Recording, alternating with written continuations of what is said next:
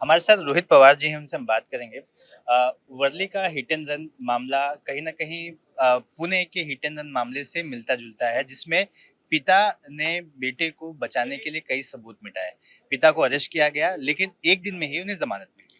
मैं इतना ही कहूंगा कि जमानत क्यों दी वो कोर्ट को पूछना पड़ेगा, लेकिन विषय इतना ही है। हुँ, जो महाराष्ट्र की अभी सिस्टम बनी है, हुँ, वो सिर्फ जो पैसा है हुँ, या जो नेता है या जो पावरफुल व्यक्ति के उसी को ही सपोर्ट करते हुए हम सबको दिखती है। पुणे में भी वही हुआ था, अभी बम्बई में भी कल जो हुआ था, वर्ली में वही दिख रहा है।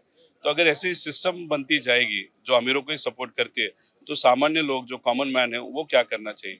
अभी आपके पास होम मिनिस्ट्री है, आप तो मुख्यमंत्री हो, तो अभी उस सब पावर का इस्तेमाल करते हुए आप थोड़ा सा डिटेल में जाते हैं, जल्दी से जल्दी वो जो लड़का है जिसने वो गाड़ी चलाई थी और एक औरत की वहां पे हत्या हुई थी, उसको ढूंढना और उसको कार्रवाई करना इज वेरी इंपॉर्टेंट।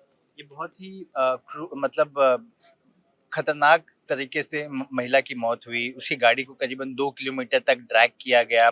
उसके बाद बॉडी को हटाया गया। वापस से गाड़ी महिला को कुचल कर आगे बढ़ जाती है और अब तक उस शख्स का पता पुलिस लगा नहीं पाई। नहीं, कैसे होता है जनरली अगर आप देखो तो जिस तरीके से वो एक्सीडेंट हुआ, आगे पीछे गाड़ी की गई, हुँ, तो शायद वो नशे में धुंध होगा। हुँ, नशा बॉडी में से और खून में से जाने के लिए कुछ टाइम लगता है, ऐसे ऐसे डॉक्टर बोलते हैं। हुँ, तो शायद वो वेट कर रहा होगा कि उसके ब्लड में से जो नशा हो या जो जो भी सिम्टम्स हो हुँ, वो निकल जाए और 3-4 दिन के बाद वो मिलेगा, फिर वो उसने दारू पी थी या नशा किया था, वो चीजें पेपर पे नहीं आएगी। तो ये जो चीजें है ना वो बहुत गलत है। अब वहां पे लोगों ने अगर उसको देखा है गाड़ी चलाते वक्त, तो उस पे तो कार्रवाई होनी चाहिए। और आगे पीछे करके अगर उस महिला के ऊपर 2 बार गाड़ी चलाई हो, तो वो तो फिर वो ह्यूमैनिटी के खिलाफ है। सलमान खान के घर पे जो फायरिंग हुई थी, इस मामले में चार्जशीट फाइल की गई है।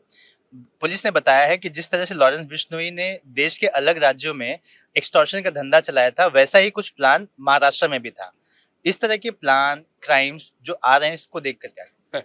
यही पता चल रहा है कि महाराष्ट्र का जो होम डिपार्टमेंट है वो अच्छी तरह से काम नहीं कर रहा है। हुँ, और अगर वहां पे सलमान खान पे ऊपर कुछ लोग, मतलब उसके घर के बाहर अगर गोलीबार करते हैं और मुख्यमंत्री साहब खुद उनको मिलने जाते हैं, तो ऐसे बहुत सारे एग्जाम्पल्स है कि सामान्य लोगों को भी वहां पे गोलीबार हुआ लेकिन वहां पे कोई नहीं गया।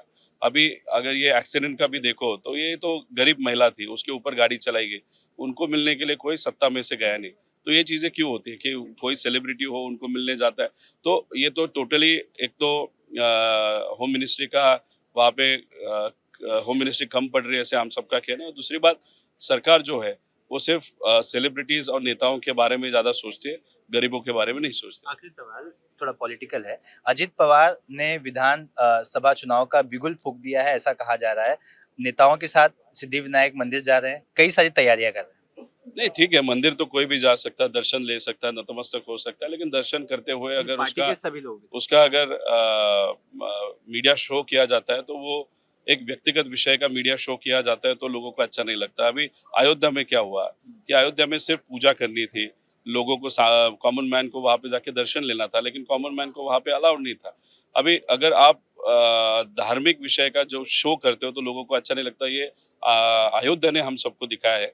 तो अभी दादा अगर व्यक्तिगत वहां पे जाते तो अच्छी चीज है, हम भी जाते हैं, लेकिन उसका शो नहीं करते। वहां पे जाके अभी जो भी करना है करो, क्योंकि उन्होंने एक बहुत बड़ी एजेंसी अरोरा नाम के एक व्यक्ति है, उसको 200 करोड़ देके एजेंसी को फाइनल किया, ऐसे हम सबको लगता है।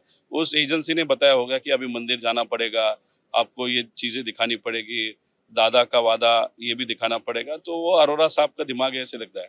मतलब ये श्रद्धा नहीं है, मतलब ये प्लानिंग का एक हिस्सा है कि लोगों को अपनी तरफ खींचा जाए। और ये जिस एजेंसी की बात कर रहे हैं, क्या उस एजेंसी का यही काम है? नहीं, मैं अजीत दादा के बारे में नहीं बताऊंगा, लेकिन मेरे बारे में बताता हूँ कि मैं बचपन से मंदिर में जाता हूँ, क्योंकि मेरी श्रद्धा है। मेरे जो पिताजी है, मेरी मॉम है, उनकी वो श्रद्धा है। उसका शो हमने कभी नहीं किया। हम अयोध्या जाके आए, हम बहुत जगह जाके आए, लेकिन उसका शो हम नहीं करते, क्योंकि हमको लगता है जो श्रद्धा है वो हमारा व्यक्तिगत विषय है, उसका शो नहीं होना चाहिए। और ये जो यहाँ पे जाओ वहां पे जाओ, अभी ये बताओ, इस तरीके के कपड़े पहनो, ये जो भी अरोरा कहेंगे, वैसे अजित दादा को भी और उनके नेताओं को भी और आमदारों को भी फॉलो करना पड़ेगा। 200 करोड़ दिए है। हमारे साथ रोहित पवार थे। कैमरा सचिन शिंदे के साथ सूरज ओझा, एबीपी न्यूज, मुंबई।